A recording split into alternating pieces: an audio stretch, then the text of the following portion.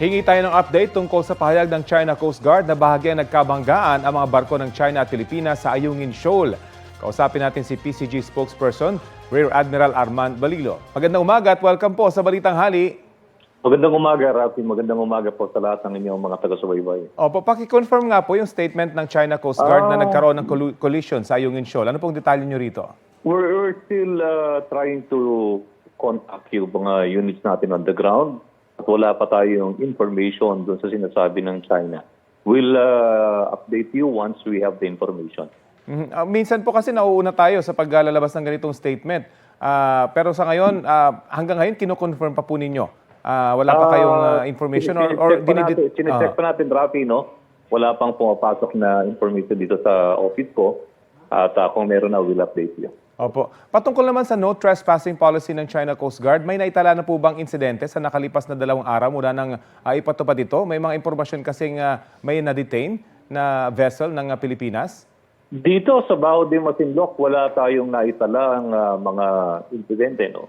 Kahapon nagpadala na tayo ng report yung ating mga units dun sa area.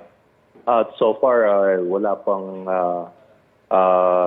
sinasabing dinidetain ng mga fishing boats ng Pilipinas. In fact, nakapagbigay tayo ng mga ayuda at nakapag-check tayo doon sa vicinity ng Bao de Masinloc. At tuloy pa rin po yung patrol natin at ina-assure natin yung mga fishermen natin sa Bao de Masinloc na nandun po ang Philippine Coast Guard.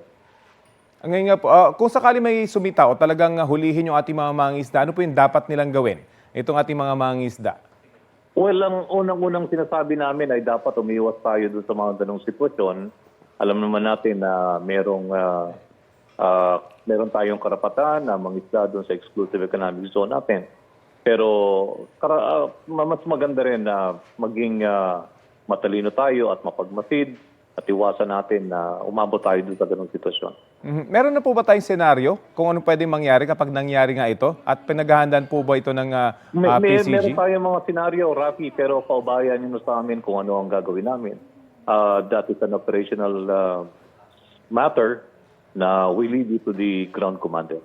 Panghuli na lamang po, paalala po muli sa ating mga mangingisda na pumapalaot at nagpupunta sa mga lugar na kiniklaim ng China na kanila at posibleng maakusahan sila ng trespassing. Ano pong pahayag niyo sa kanila? Well, sa atin po, yung exclusive economic zone at may karapatan po tayong mangisda. Ipagpatuloy po natin ang pangingisda at asahan niyo pong nandyan yung Philippine Coast Guard at may mga barko pong pinadala ng Philippine Coast Guard sa utos po ni Coast Guard Commandant Admiral Gaban. Okay, patuloy pa kami antabay sa latest na pahayag mula sa PCG. Maraming salamat po sa inyo. Salamat, Rafi. Si Rear Admiral Armand Balilo ng PCG. Kapuso, alamin ang maiinit na balita. Bisitahin at mag-subscribe sa GMA Integrated News sa YouTube. Sa mga kapuso abroad, samahan nyo kami sa GMA Pinoy TV at sa www.gmanews.tv.